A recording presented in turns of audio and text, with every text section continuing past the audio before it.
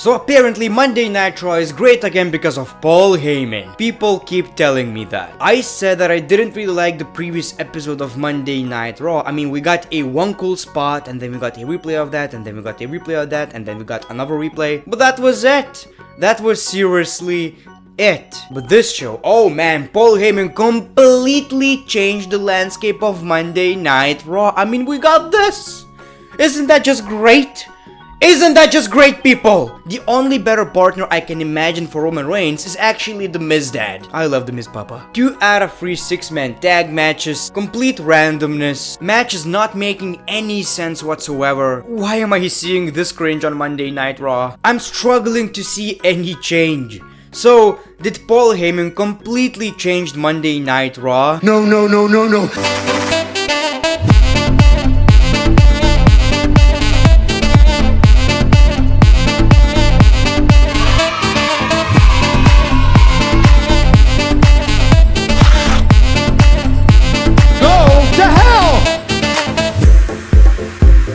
Welcome everybody to another episode of Greatness of Raw, and like I've said, apparently it's the new era of Monday Night Raw because Paul Heyman changed everything. And like I've said, I failed to see that because the show kicked off with a mixed tag team match. Seth Rollins and Becky Lynch versus Andrade and Zelina Vega. I think it was the first time she actually wrestled on the main roster. So please explain me this. It was an entertaining match. Obviously, I loved watching Seth Rollins versus Andrade Cien Almas. Amazing, you know, one of the dream matches. But explain me this. It's a 2 out of 3 falls match. But it's also a mixed tag team match. A man cannot touch a woman. So, Becky Lynch eliminates Zelina Vega. Okay, but then they say that Becky Lynch is also out of the match. Okay, so what is the point of Becky eliminating Zelina if she also eliminated herself? Because what if Andrade wins the match? What if Andrade wins against Seth Rollins? Who is the winner of the match? I just don't understand the WWE. You want to have a 2 out of 3 falls matches every week, but then you also want to have mixed tag team matches. And 2 of them just doesn't work.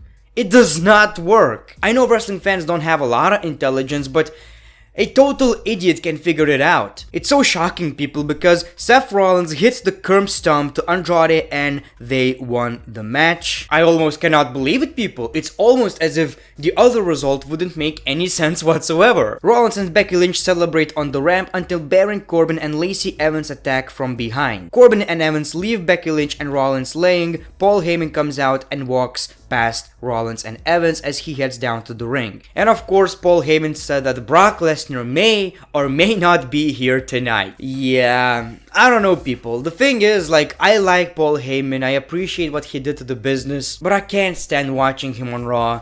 It's the same crap every week. Brock Lesnar may cash in tonight, but you never know. He may also cash in at the pay-per-view. But you never know. Nah, I think I just don't care. Yeah, I think I just don't really care, Paul.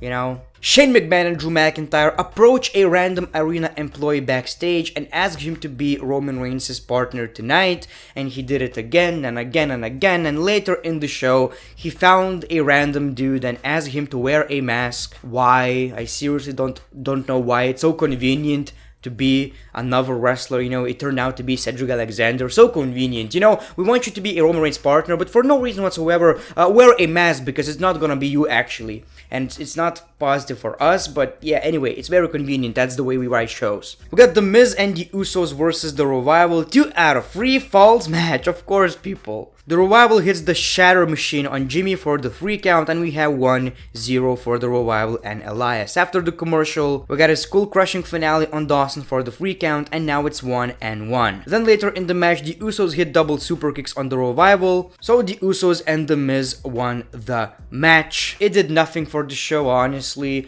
The Miz has been wasted so much. Like, remember in 2016 when we were like, this guy is the Intercontinental Champion. How great would it be if he actually won the WWE Championship. I mean, he's a former WWE champion. He was a champion when he wasn't even ready for the championship. Now when he's ready, we want him as the WWE champion. Well, The Miz is now used basically for a toilet break as well. Am I the only one who just cannot stand watching The Miz anymore? I really don't care about the guy. And he was once one of my favorite wrestlers. Drake Maverick comes out from hiding in a big box with his 24/7 championship. His wife is there and she complains about always having to deal with the 24/7 title. Drake tells her there's a lot of room in that box and they should step in and get it on. She's not having it, and Drake promises he will show he's a great husband and he will give her the honeymoon she deserves after he defends his 24/7 title. She says they can consummate the marriage after that happens, and Drake yells in excitement that he is going to finally get it on his wife. Because he was very loud, a bunch of wrestlers started chasing him, and that was it. I've seen a lot of people on Twitter saying that Drake Maverick has a very beautiful wife, but he's a bad looking dude. I don't see that. I feel like he's a very good looking dude. The guy looks like a male Barbie. Rey Mysterio is back, and unfortunately nobody gives a crap in the crowd. The guy says it was very, tough to relinquish the United States Championship, but now he has an open challenge. Whoever it is. It can be Cedric Alexander, Ricochet, anyone. But it was Bobby Lashley, and it was very exciting, people. Bobby Lashley. So you can already feel the excitement, Surprisingly, it was not very bad because Bobby Lashley pretty much buried Rey Mysterio. He won a match in a few minutes, and maybe it's bad, but does it really hurt Rey Mysterio at this point of his career? I don't think so. I gotta say it made Bobby Lashley very strong because he's facing Braun Strowman in a last man standing match at Extreme Rules pay-per-view, so I feel like that was a positive, and that was one of the better things that Bobby Lashley actually did on the main roster so far. I really liked it. I don't know why, but it made the guy look a bit more legit, if I'm being honest. After the match, he wanted to kick the crap out of Rey Mysterio again. Referees did not allow that, but he ends up throwing Rey into 3 referees. Lashley gets on the microphone and says he was the only man standing against Braun Strowman, and this Sunday at Extreme Rules, he will be the last man standing again. We got Cesaro versus No Way Jose. I mean, thankfully No Way Jose changed up his look, because what we got previously with the green hair, was it green? No, it's a bad created superstar in WWE SmackDown vs. Raw 2010. Anyway, Cesaro won the match with a sharpshooter, and Cesaro looks strong for what's to come. The Street Profits are backstage, hyping up Extreme Rules pay-per-view. I love them in the ring. I didn't see them at NXT in any promos, whatever, but what they're doing on a Monday Night Raw is absolute cringe. It's absolute cringe, and I don't want to do anything with that. I don't want to... No. Many people will say, well, the New Day are talking nonsense and making cheesy jokes. I don't know why, but it works for the New Day. It works for the New Day. They're not being annoying, if that makes any sense. And these two are just, it does not feel real. It doesn't feel real, and I don't want to see that ever again. We see Kanellis backstage giving flowers to Maria and apologizing for the loss last week. He says he's too excited to make their second debut tonight, and they go back and forth about who loves who more. Maria tells Mike to get out ice cream and pickles for her. He asks if she wants non-fat ice cream, and she yells at him for calling her fat. And that was really funny. That was like the first time in a long time I actually laughed by watching Monday Night Raw in a positive way, not about how the match show sucks. So she says like, are you calling me fat? You just called me, you are fat. Something like that. And I felt like that was really funny because this is basically stuff you see in TV shows, and I found that to be entertaining and actually funny. Like I've said, he's being a cuck. The man is being a cuck. And I like that. It's a funny storyline. Many people will say, well, he got buried. Which he did, kinda got buried. Like I've said, it was one of the biggest burials I've ever seen. But then again, he wasn't even used anyway. He's in WWE since 2016. And he wasn't being used at all. I feel like it's better for him to be on the show than doing absolutely nothing, so I wouldn't really complain about that. Michael Cole has Nikki Cross and Bayley on the Titantron on a split screen for an interview. Ugh. End this, please end this.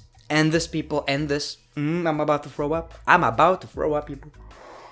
I hate this rivalry so much right now. It started off pretty it's great. We have a rivalry for the SmackDown Live Women's Championship. Okay, I can appreciate that.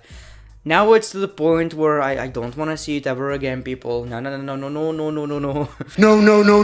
Basically, this set up a beat the clock challenge. If Nikki Cross wins the challenge, she can choose the stipulation for the Extreme Rules pay-per-view. RTruth and Carmela are shown backstage looking for Drake Maverick and his 24/7 championship. Drake Maverick runs by to avoid the mob of wrestlers chasing him, but Truth seems to run in the opposite direction as Maverick. I'm gonna keep telling you that every single week. 24/7 segments are stealing the show. We got the Viking Raiders versus a couple of jobbers. I mean, why? Who gives a crap?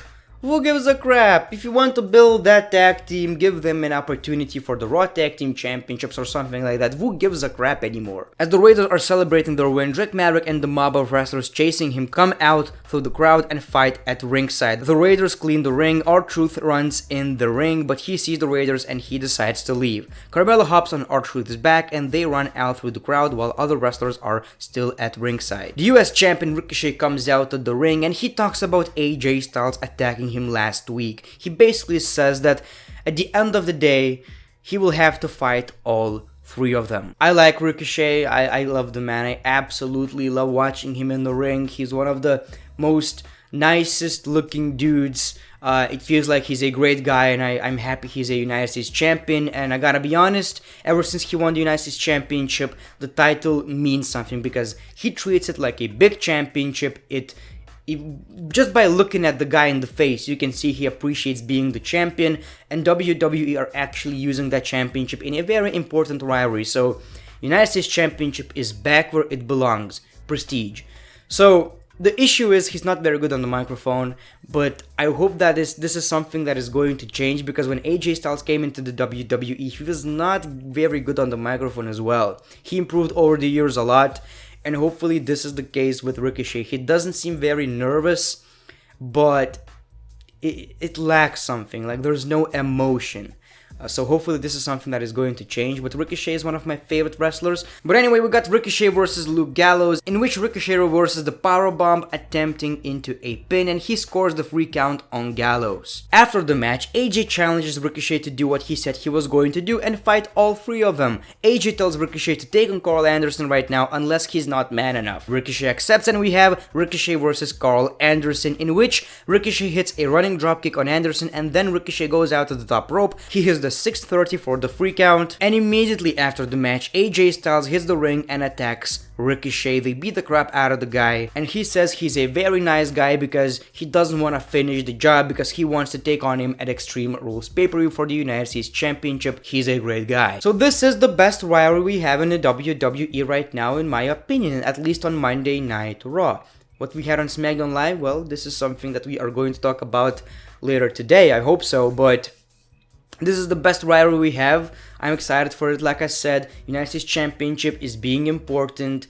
It's actually better than what we have with the WWE Championship. Drake Maverick runs back to where his wife has been sitting all night. He says he survived the night as the 24/7 champion. RTruth then jumps out of the box and yells to Hornswoggle that the belt is his baby. Drake and his wife run off, and RTruth picks up a referee on his back and runs after Drake. Then we got Bayley versus Sarah Logan, in which Bayley won. I don't care. She won the match in 4 minutes and 32 seconds. And then we got Nikki Cross versus Dana Brooke, in which she won the match at 1 minute and 50 seconds. And she beaten the Beat the Clock challenge. So Nikki Cross chose the stipulation to be 2-on-1 handicap match. Yay, cannot wait. We go backstage where Mike Kanellis brings Maria her ice cream and pickles. Maria says to get away from her because it will make her fat. Maria complains about feeling fat and asks Mike if she wasn't already pregnant if he would do it again. Maria says he will never impregnate her again, and she's not sure if he's the one who impregnated her this time. Mike asks what is going on, and Maria screams, "Look at what you've done to me," and throws some flowers at him. She basically said that this baby is probably from another man, and he's pretty okay with that. I like the storyline. Corey Graves is backstage interviewing Becky Lynch and Seth Rollins. And of course, we got the main event. Shane McMahon and Drew McIntyre versus Roman Reigns and Shane McMahon's partner of choosing. So this dude comes out with a mask, and he's very athletic. Look at what he's doing in the ring. But it makes sense because Cedric Alexander is friends with Roman Reigns. Is he? I don't think so. What was that? If Paul Heyman had to do anything with this, I already want him, like, leaving. Like, the creative room, you know, the creative room, leaving the room. That's what I want to see. That was embarrassing, that was random, it didn't make any sense, and that was the ending of a go-home Monday Night Raw. Are you serious? Anyway, Shane McMahon and Drew McIntyre win the match after Drew McIntyre hits Cedric Alexander with his finisher and Shane covers him for the 3 count. Roman Reigns helps his partner and Gary takes off his mask off and reveals that he's Cedric Alexander. They shake hands and the show goes off the air. A great go-home edition of Monday Night Raw. I really loved it, people. Amazing show. Paul Heyman completely changed it, and I'm very happy about that. We might see Brock Lesnar, you never know. We didn't see him, but that's okay. That's okay. I also appreciate the fact that we got Roman Reigns on Raw. He's from SmackDown. WWE are treating us very well, and I'm happy about that, people. Like, they destroyed the ramp. Paul Heyman destroyed the ramp. It was probably his decision, and I'm still happy about that. Whatever happens in the future, I don't care. I'm just gonna replay that.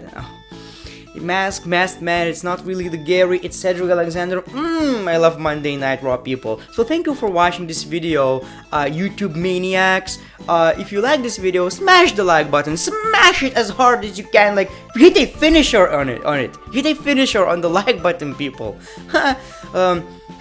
Subscribe to the channel, and as always, the Great One, peace, love, and hugs. It's been a pleasure. I love Monday Night Raw.